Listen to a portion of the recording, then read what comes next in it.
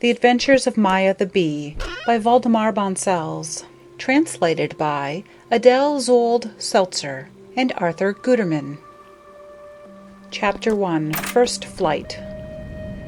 The elderly lady bee who helped the baby bee Maya when she awoke to life and slipped from her cell was called Cassandra, and commanded great respect in the hive.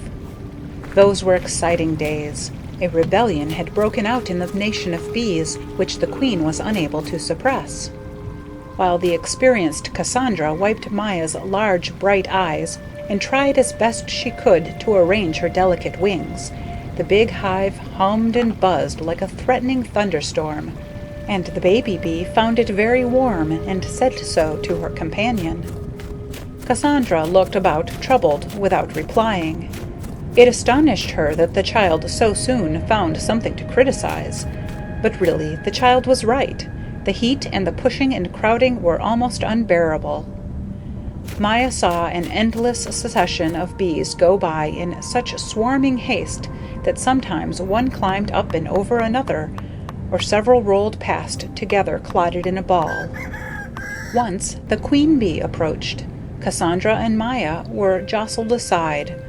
A drone, a friendly young fellow of immaculate appearance, came to their assistance. He nodded to Maya and stroked the shining hairs on his breast rather nervously with his foreleg. The bees used their forelegs as arms and hands. "The crash will come," he said to Cassandra. "The revolutionists will leave the city. A new queen has already been proclaimed." Cassandra scarcely noticed him. She did not even thank him for his help. And Maya felt keenly conscious that the old lady was not a bit nice to the young gentleman. The child was a little afraid to ask questions. The impressions were coming so thick and fast, they threatened to overwhelm her. The general excitement got into her blood, and she set up a fine, distinct buzzing. "What do you mean by that?" said Cassandra. "Isn't there noise enough as it is?" Maya subsided at once, and looked at Cassandra questioningly. "Come here, child. We'll see if we cannot quiet down a bit." Cassandra took Maya by her gleaming wings, which were still soft and new and marvelously transparent, and shoved her into an almost deserted corner beside a few honeycombs filled with honey. Maya stood still and held on to one of the cells. "It smells delicious here," she observed. Her remark seemed to fluster the old lady again. "You must learn to wait, child," she replied. "I have brought up several hundred young bees this spring, and given them lessons for their first flight. But I haven't come across another one that was as pert and forward as you are. You seem to be an exceptional nature." Maya blushed and stuck the two dainty fingers of her hand in her mouth. "Exceptional nature? What is an exceptional nature?" she asked shyly. "Oh, that's not nice," cried Cassandra, referring not to Maya's question, which she had scarcely heeded, but to the child's sticking her fingers in her mouth. "Now listen very carefully to what I'm going to tell you. I can devote only a short time to you. Other baby bees have already slipped out, and the only helper I have on this floor is Turka, and Turka is dreadfully overworked, and for the last few days has been complaining of a buzzing in her ears. Sit down here." Maya obeyed with great brown eyes fastened on her teacher. "The first rule that a young bee must learn," said Cassandra, and sighed, "is that every bee, in whatever it thinks and does, must be like the other bees, and must always have the good of all in mind.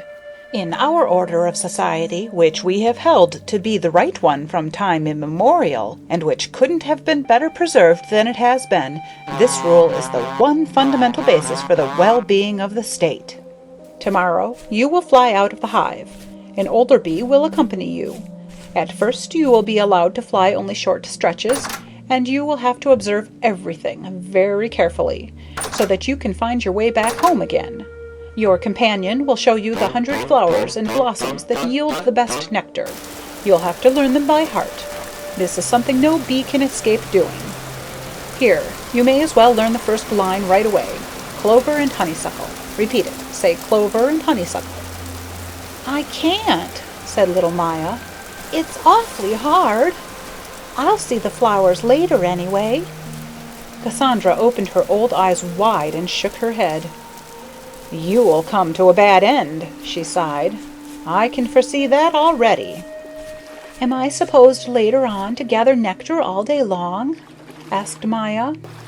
Cassandra fetched a deep sigh and gazed at the baby bee seriously and sadly. She seemed to be thinking of her own toilsome life. Toil from beginning to end, nothing but toil. Then she spoke in a changed voice, with a loving look in her eyes for the child. "My dear little Maya, there will be other things in your life. The sunshine, lofty green trees, flowery heaths, lakes of silver, rushing, glistening waterways, the heavens blue and radiant, and perhaps even human beings, the highest and most perfect of nature's creations. Because of all these glories, your work will become a joy. Just think all that lies ahead of you, dear heart. You have good reason to be happy." "I'm so glad," said Maya. "That's what I want to be." Cassandra smiled kindly. In that instant, why, she did not know, she conceived a peculiar affection for the little bee, such as she could not recall ever having felt for any child bee before. And that, probably, is how it came about that she told Maya more than a bee usually hears on the first day of its life. She gave her various special bits of advice, warned her against the dangers of the wicked world, and named the bee's most dangerous enemies. At the end, she spoke long of human beings and implanted the first love for them in the child's heart, and the germ of a great longing to know them. "Be polite and agreeable to every insect you meet," she said in conclusion. "Then you will learn more from them than I have told you today. But beware of the wasps and hornets. The hornets are our most formidable enemy, and the wickedest. And the wasps are a useless tribe of thieves, without home or religion. We are a stronger, more powerful nation, while they steal and murder wherever they can. You may use your sting upon insects to defend yourself and inspire respect. But if you insert it in a warm-blooded animal, especially a human being, you will die, because it will remain sticking in the skin and will break off. So do not sting warm-blooded creatures except in dire need, and then do it without flinching or fear of death. For it is to our courage as well as our wisdom that we bees owe the universal respect and esteem in which we are held. And now goodbye, Maya dear. Good luck to you. Be faithful to your people and your queen." The little bee nodded yes, and returned her old monitor's kiss and embrace. She went to bed in a flutter of secret joy and excitement, and could scarcely fall asleep from curiosity. For the next day she was to know the great wide world, the sun, the sky, and the flowers. Meanwhile, the bee city had quieted down. A large part of the younger bees had now left the kingdom to found a new city, but for a long time the droning of the great swarm could be heard outside in the sunlight. It was not from arrogance or evil intent against the queen that these had quitted. It was because the population had grown to such a size that there was no longer room for all the inhabitants, and it was impossible to store a sufficient food supply of honey to feed them all over the winter. You see, according to a government treaty of long standing, a large part of the honey gathered in summer had to be delivered up to human beings, who, in return, assured the welfare of the bee state, provided for the peace and safety of the bees, and gave them shelter against the cold in winter. "The sun has risen!" The joyous call sounding in Maya's ear awoke her out of sleep the next morning. She jumped up and joined a lady working bee. "Delighted," said the lady cordially. "You may fly with me." At the gate, where there was a great pushing and crowding, they were held up by the sentinels, one of whom gave Maya the password without which no bee was admitted into the city. "Be sure to remember it," he said, "and good luck to you." Outside the city gates, a flood of sunlight assailed the little bee, a brilliance of green and gold so rich and warm and resplendent that she had to close her eyes, not knowing what to say or do from sheer delight. "Magnificent! It really is!" she said to her companion. "Do we fly into that?" "Right ahead," answered the lady bee. Maya raised her little head and moved her pretty new wings. Suddenly she felt the flying board on which she had been sitting sink down, while the ground seemed to be gliding away behind, and the large green domes of the tree-tops seemed to be coming toward her. Her eyes sparkled, her heart rejoiced. "I am flying!" she cried. "It cannot be anything else. What I am doing must be flying. Why, it's splendid, perfectly splendid!" "Yes, you're flying," said the lady bee, who had difficulty in keeping up with the child. "Those are linden trees, those toward which we are flying, the lindens in our castle park. You can always tell where our city is by those lindens. But you're flying so fast, Maya." "Fast?" said Maya. "How can one fly fast enough? Oh, how sweet the sunshine smells!" "No," replied her companion, who was rather out of breath. "It's not the sunshine, it's the flowers that smell. But please don't go so fast, else I'll drop behind. Besides, at this pace you won't observe things and be able to find your way back." But little Maya, transported by the sunshine and the joy of living, did not hear. She felt as though she was darting like an arrow through a green shimmering sea of light, to greater and greater splendor. The bright flowers seemed to call to her, the still sunlit distances lured her on, and the blue sky blessed her joyous young flight. "Never again will it be as beautiful as it is today," she thought. "I can't turn back. I can't think of anything except the sun." Beneath her, the gay pictures kept changing. The peaceful landscape slid by slowly in broad stretches. "The sun must be all of gold," thought the baby bee. Coming to a large garden, which seemed to rest in blossoming clouds of cherry tree, hawthorn, and lilacs, she let herself down to earth, dead tired, and dropped in a bed of red tulips, where she held on to one of the big flowers. With a great sigh of bliss, she pressed herself against the blossom wall and looked up to the deep blue of the sky through the gleaming edges of the flowers. "Oh, how beautiful it is out here in the great world! 1,000 times more beautiful than in the dark hive. I'll never go back there again to carry honey or make wax. No, indeed, I'll never do that. I want to see and know the world in bloom. I am not like the other bees. My heart is meant for pleasure and surprises, experiences and adventures. I will not be afraid of any dangers. Haven't I got strength and courage and a sting?" She laughed, bubbling over with delight, and took a deep draught of nectar out of the flower of the tulip. "Grand," she thought. "It's glorious to be alive." Ah, if little Maya had had an inkling of the many dangers and hardships that lay ahead of her, she would certainly have thought twice. But never dreaming of such things, she stuck to her resolve. Soon tiredness overcame her, and she fell asleep. When she awoke, the sun was gone. Twilight lay upon the land. A bit of alarm, after all. Maya's heart went a little faster. Hesitatingly, she crept out of the flower, which was about to close up for the night, and hid herself away under a leaf high up in the top of an old tree, where she went to sleep, thinking in the utmost confidence, "I'm not afraid. I won't be afraid right at the very start. The sun is coming round again, that's certain. Cassandra said so. The thing to do is to go to sleep quietly and sleep well."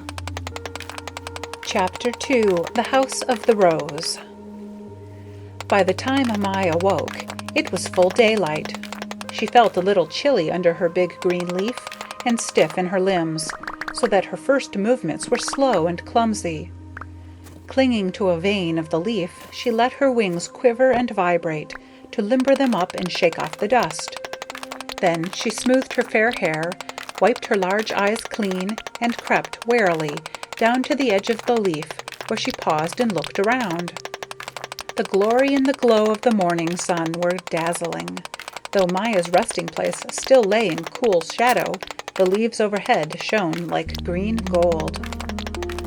"Oh, you glorious world!" thought the little bee. Slowly, one by one, the experiences of the previous day came back to her. All the beauties she had seen and all the risks she had run. She remained firm in her resolve not to return to the hive. To be sure, when she thought of Cassandra, her heart beat fast, though it was not very likely that Cassandra would ever find her.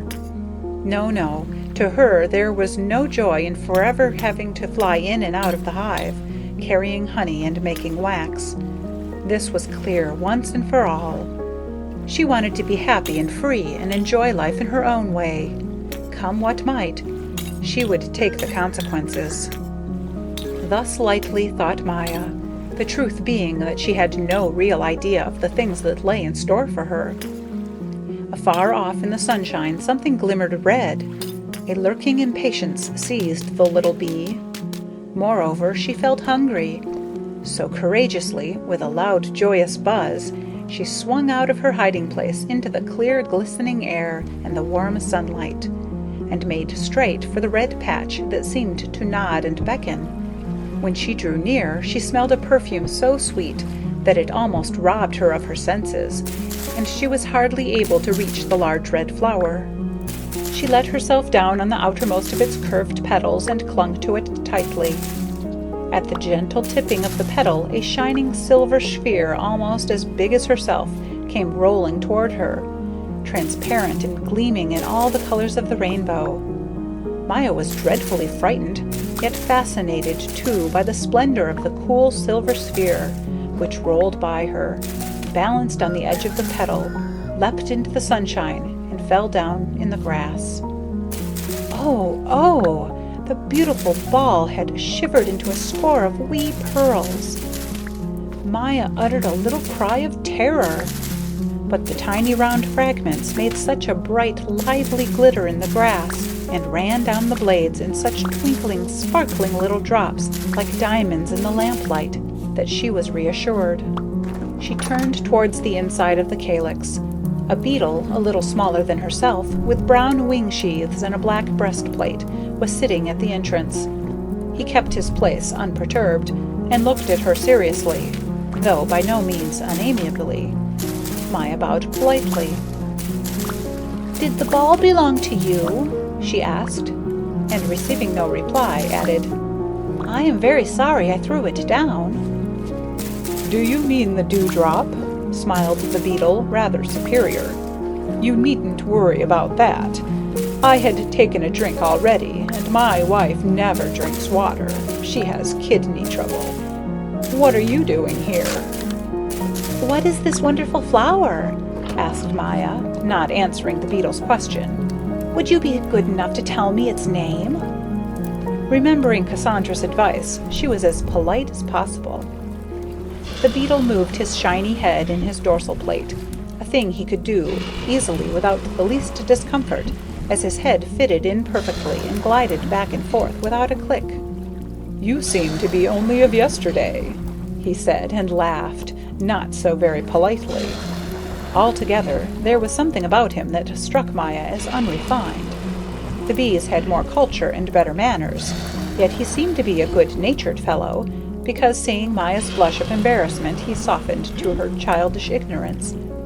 "It's a rose," he explained indulgently. "So now you know. We moved in 4 days ago, and since we moved in, it has flourished wonderfully under our care. Won't you come in?" Maya hesitated, then conquered her misgivings and took a few steps forward. He pressed aside a bright petal. Maya entered, and she and the beetle walked beside each other through the narrow chambers with their subdued light and fragrant walls.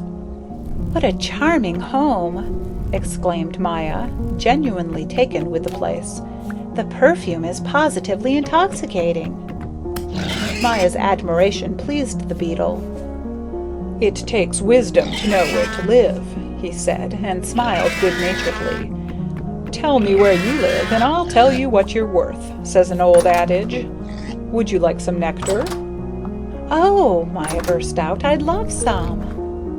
The beetle nodded and disappeared behind one of the walls. Maya looked about. She was happy. She pressed her cheeks and little hands against the dainty red hangings, and took deep breaths of the delicious perfume, in an ecstasy of delight at being permitted to stop in such a beautiful dwelling. "It certainly is a great joy to be alive," she thought. "There's no comparison between the dingy, crowded stories in which the bees live and work and this house. The very quiet here is splendid." Suddenly there was a loud sound of scolding behind the walls. It was the beetle growling excitedly in great anger. He seemed to be hustling and pushing someone along roughly, and Maya caught the following in a clear, piping voice full of fright and mortification. "Of course, because I'm alone, you dare to lay hands on me. But wait and see what you get when I bring my associates along. You are a ruffian. Very well, I am going. But remember, I called you a ruffian. You'll never forget that." The stranger's emphatic tone, so sharp and vicious, frightened Maya dreadfully. In a few moments she heard the sound of someone running out. The beetle returned and sullenly flung down some nectar. "An outrage," he said. "You can't escape those vermin anywhere. They don't allow you a moment's peace."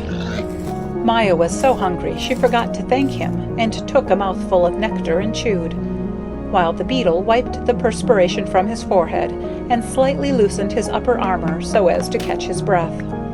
"Who was that?" mumbled Maya, with her mouth still full.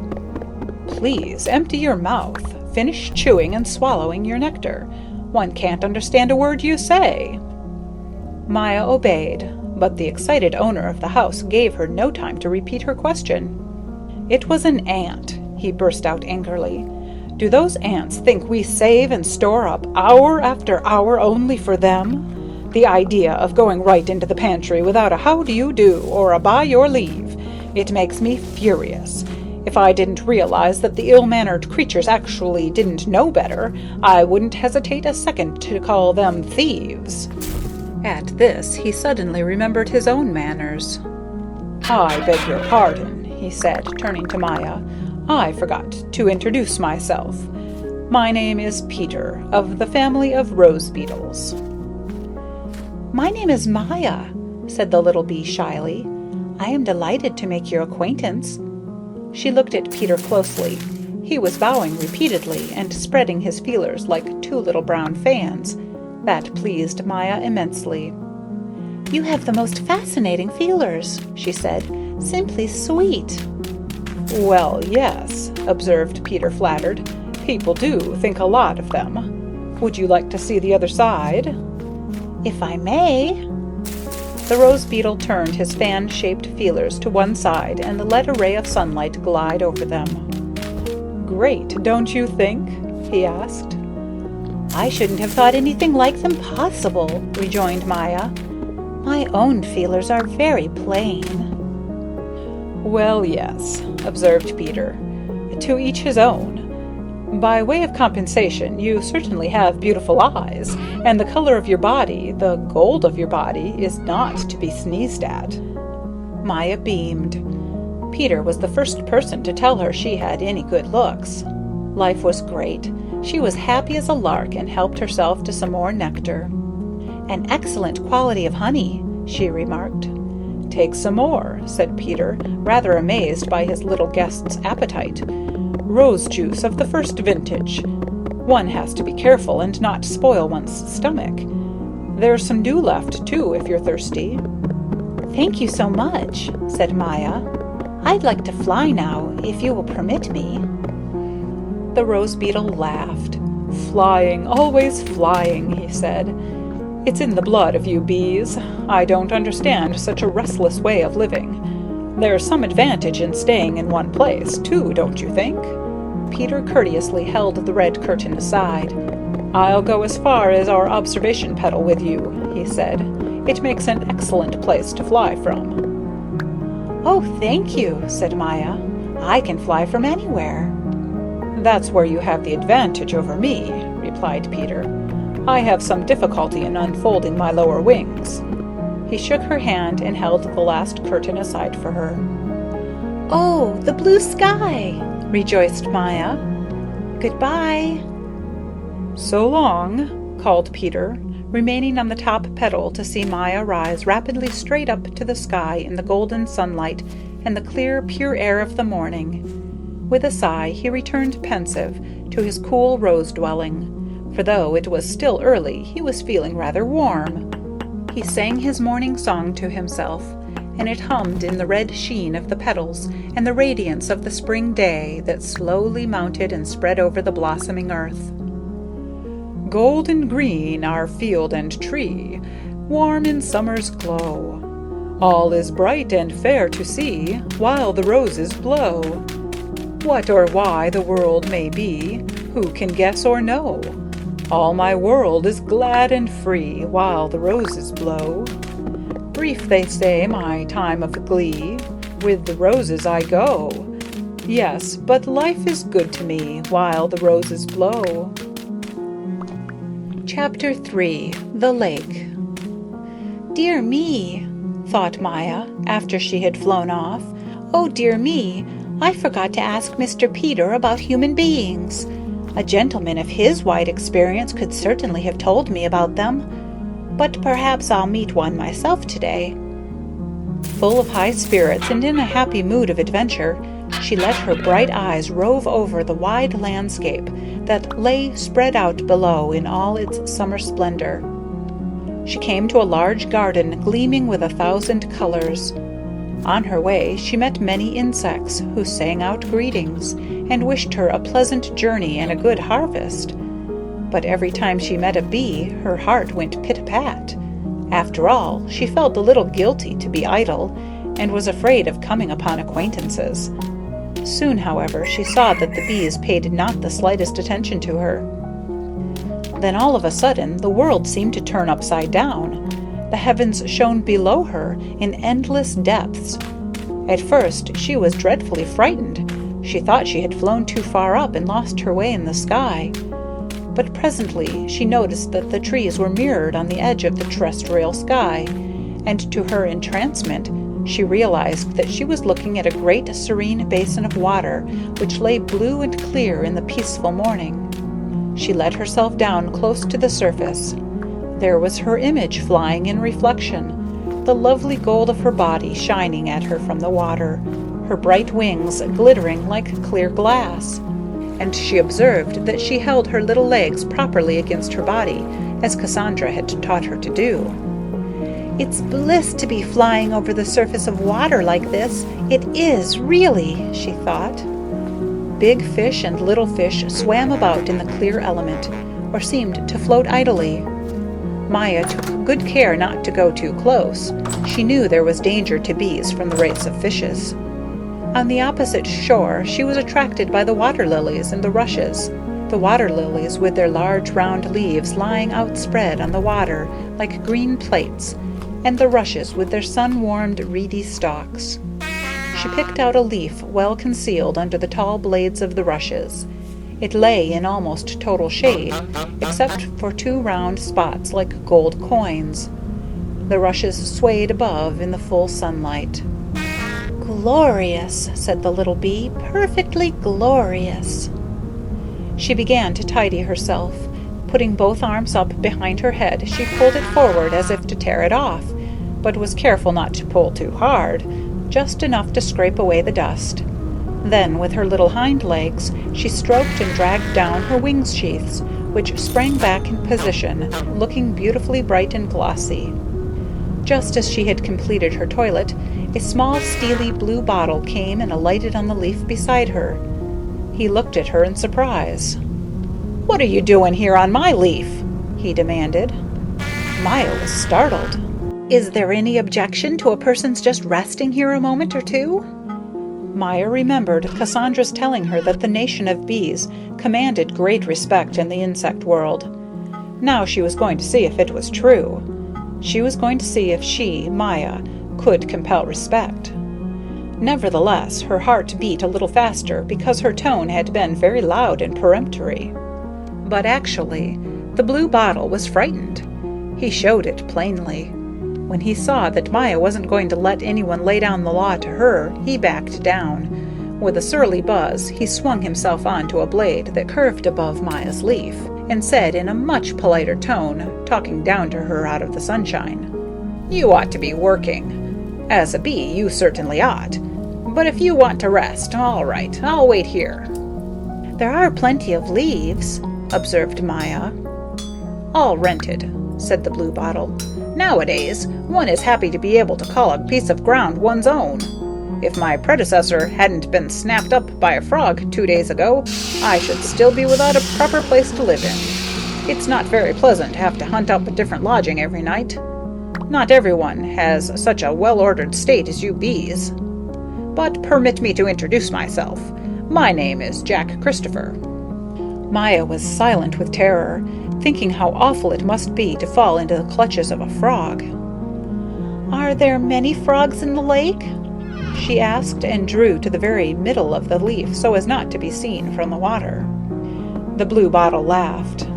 "You are giving yourself unnecessary trouble," he jeered. "The frog can see you from below when the sun shines, because then the leaf is transparent. He sees you sitting on my leaf perfectly." Beset by the awful idea that maybe a big frog was squatting right under her leaf, staring at her with his bulging, hungry eyes, Maya was about to fly off when something dreadful happened, something for which she was totally unprepared. In the confusion of the first moment, she could not make out just exactly what was happening. She only heard a loud rustling like the wind in dry leaves, then a singing whistle, a loud, angry hunter's cry, and a fine, transparent shadow glided over her leaf. Now she saw fully, and her heart stood still in terror. A great glittering dragonfly had caught hold of poor Jack Christopher and held him tight in its large fangs, sharp as a knife. The blade of the rush bent low beneath their weight. Maya could see them hovering above her and also mirrored in the clear water below. Jack's screams tore her heart.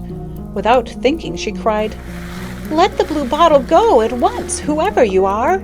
You have no right to interfere with people's habits. You have no right to be so arbitrary." The dragonfly released Jack from its fangs, but still held him fast with its arms, and turned its head toward Maya. She was fearfully frightened by its large, grave eyes and vicious pincers, but the glistening of its body and wings fascinated her. They flashed like glass and water and precious stones. The horrifying thing was its huge size. How could she have been so bold? She was all a-tremble. "Why, what's the matter, child?" The dragonfly's tone, surprisingly, was quite friendly. "Let him go," cried Maya, and tears came into her eyes. "His name is Jack Christopher." The dragonfly smiled. "Why, little one?" it said, putting on an interested air, though most condescending. Maya stammered helplessly. "Oh, he's such a nice, elegant gentleman, and he's never done you any harm so far as I know." The dragonfly regarded Jack Christopher contemplatively. "Yes, he is a dear little fellow," it replied tenderly, and bit Jack's head off. Maya thought she was losing her senses. For a long time she couldn't utter a sound. In horror she listened to the munching and crunching above her as the body of Jack Christopher, the blue bottle, was being dismembered. "Don't put on so," said the dragonfly with its mouth full, chewing. "Your sensitiveness doesn't impress me. Are you bees any better? What do you do? Evidently you are very young still, and haven't looked about in your own house. When the massacre of the drones takes place in the summer, the rest of the world is no less shocked and horrified, and I think with greater justification." Maya asked, "Have you finished up there?" She did not dare to raise her eyes. "One leg still left," replied the dragonfly. "Do please swallow it, then I'll answer you," cried Maya, who knew that the drones in the hive had to be killed off in the summer, and was provoked by the dragonfly's stupidity. "But don't you dare to come a step closer. If you do, I'll use my sting on you." Little Maya had really lost her temper. It was the first time she had mentioned her sting, and the first time she felt glad that she possessed the weapon. The dragonfly threw her a wicked glance. It had finished its meal, and sat with its head slightly ducked, fixing Maya with its eyes and looking like a beast of prey about to pounce. The little bee was quite calm now. Where she got her courage from she couldn't have told, but she was no longer afraid. She set up a very fine clear buzzing, as she had once heard a sentinel do when a wasp came near the entrance of the hive. The dragonfly said slowly and threateningly, "Dragonflies live on the best terms with the nation of bees." "Very sensible in them," flashed Maya. "Do you mean to insinuate that I am afraid of you? I of you?" With a jerk, the dragonfly let go of the rush, which sprang back into its former position, and flew off with a whir and sparkle of its wings, straight down to the surface of the water, where it made a superb appearance reflected in the mirror of the lake. You'd have thought there were two dragonflies. Both moved their crystal wings so swiftly and finely that it seemed as though a brilliant sheen of silver were streaming around them. Maya quite forgot her grief over poor Jack Christopher and all sense of her own danger. "How lovely! How lovely!" she cried enthusiastically, clapping her hands. "Do you mean me?" The dragonfly spoke in astonishment, but quickly added, "Yes, I must admit I am fairly presentable. Yesterday I was flying along the brook, and you should have heard some human beings who were lying on the bank rave over me." "Human beings!" exclaimed Maya. "Oh my! Did you see human beings?" "Of course," answered the dragonfly, "but you will be very interested to know my name, I'm sure. My name is Lovey-Dear, of the order Odonata, of the family Libellulaceae." "Oh, do tell me about human beings," implored Maya, after she had introduced herself. The dragonfly seemed won over. She seated herself in the leaf beside Maya, and the little bee let her, knowing Miss Lovey-Dear would be careful not to come too close. "Have human beings a sting?" she asked. Good gracious, what would they do with a sting? No, they have worse weapons against us, and they are very dangerous. There isn't a soul who isn't afraid of them, especially of the little ones whose 2 legs show, the boys. "Do they try to catch you?" asked Maya, breathless with excitement. "Yes. Can't you understand why?" Miss Lovey-Dear glanced at her wings. "I have seldom met a human being who hasn't tried to catch me." "But why?" asked Maya in a tremor. "You see," said Miss Lovey-Dear, with a modest smirk and a drooping sideways glance, "there's something attractive about us dragonflies. That's the only reason I know. Some members of our family who let themselves be caught went through the cruelest tortures and finally died." "Were they eaten up?" No, not exactly that," said Miss Loving-Dear comfortingly. "So far as is known, man does not feed on dragonflies, but sometimes he has murderous desires, a lust for killing, which will probably never be explained. You may not believe it, but cases have actually occurred of the so-called boy-man catching dragonflies and pulling off their legs and wings for pure pleasure. You doubt it, don't you?" "Of course I doubt it," cried Maya indignantly. Miss Lovey-Dear shrugged her glistening shoulders. Her face looked old with knowledge. "Oh," she said after a pause, grieving and pale, "if only one could speak of these things openly. I had a brother who gave promise of a splendid future, only, I'm sorry to say, he was a little reckless and dreadfully curious.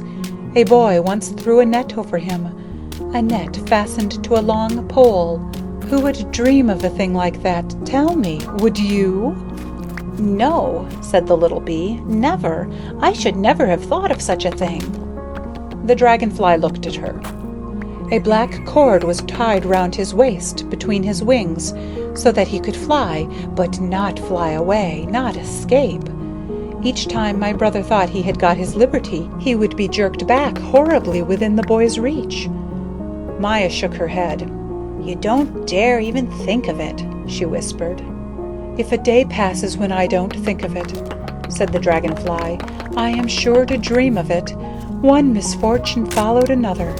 My brother soon died." Miss Loveydear heaved a deep sigh.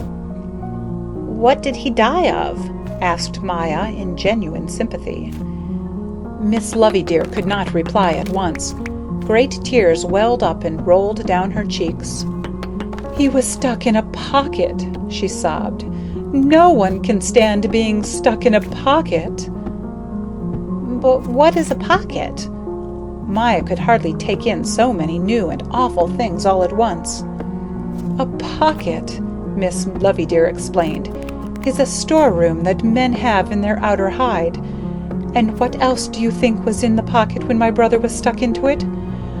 Oh, the dreadful company in which my poor brother had to draw his last breath. You'll never guess." "No," said Maya, all in a quiver. "No, I don't think I can. Honey, perhaps?" "Not likely," observed Miss Loveydear with an air of mingled importance and distress. "You will seldom find honey in the pockets of human beings. I'll tell you. A frog was in the pocket, and a penknife, and a carrot." "Well?"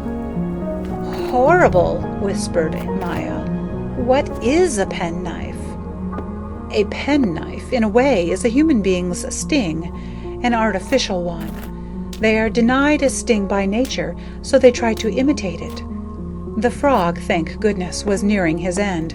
One eye was gone, one leg was broken, and his lower jaw was dislocated. Yet for all that, the moment my brother was stuck in the pocket, he hissed at him out of his crooked mouth, 'As soon as I am well, I will swallow you.' With his remaining eye, he glared at my brother, and in the half-light of the prison, you can imagine what an effect the look he gave him must have had. Fearful. Then something even more horrible happened. The pocket was suddenly shaken. My brother was pressed against the dying frog, and his wing stuck to its cold, wet body. He went off in a faint. Oh, the misery of it! There are no words to describe it."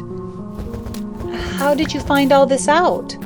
Maya was so horrified she could scarcely frame the question. "I'll tell you," replied Miss Loveydear. "After a while, the boy got hungry and dug into his pocket for the carrot. It was under my brother and the frog, and the boy threw them away first. I heard my brother's cry for help and found him lying beside the frog on the grass. I reached him only in time to hear the whole story before he breathed his last. He put his arms around my neck and kissed me farewell. Then he died, bravely and without complaining, like a little hero. When his crushed wings had given their last quiver, I laid an oak leaf over his body and went to look for a sprig of forget-me-nots to put upon his grave. 'Sleep well, my little brother,' I cried, and flew off in the quiet of the evening. I flew toward the two red suns, the one in the sky and the one in the lake. No one has ever felt as sad and solemn as I did then. Have you ever had a sorrow in your life? Perhaps you'll tell me about it some other time." "No," said Maya. "As a matter of fact, until now, I have always been happy." "You may thank your lucky stars," said Miss Loveydear with a note of disappointment in her voice. Maya asked about the frog. "Oh, him," said Miss Loveydear. "He, it is presumed, met with the end he deserved, the hard-heartedness of him to frighten a dying person. When I found him on the grass beside my brother, he was trying to get away, but on account of his broken leg and one eye gone, all he could do was hop round in a circle and hop round in a circle. He looked too comical for words. 'The stork'll soon get ye,' I called to him as I flew away." "Poor frog," said little Maya. Poor frog indeed. That's going too far. Pitying a frog, the idea. To feel sorry for a frog is like clipping your own wings. You seem to have no principles." "Perhaps, but it's hard for me to see anyone suffer." "Oh," Miss Loveydear comforted her, "that's because you're so young. You'll learn to bear it in time. Cheerio, my dear, but I must be getting into the sunshine. It's pretty cold here. Goodbye." A faint rustle and the gleam of 1,000 colors, lovely pale colors like the glints in running water and clear gems. Miss Loveydear swung through the green rushes out over the surface of the water. Maya heard her singing in the sunshine and stood and listened. It was a fine song, with something of the melancholy sweetness of a folk song, and it filled the little bee's heart with mingled happiness and sadness. "Softly flows the lovely stream, touched by morning's rosy gleam. Through the alders darted, where the rushes bend and sway, where the water lilies say, 'We are golden-hearted.' Warm the scent the west wind brings, bright the sun upon my wings, joy among the flowers. Though my life may not be long, golden summer take my song, thanks for perfect hours." "Listen," a white butterfly called to its friend. "Listen to the song of the dragonfly." The light creatures rocked close to Maya, and rocked away again into the radiant blue day. Then Maya also lifted her wings, buzzed farewell to the silvery lake, and flew inland.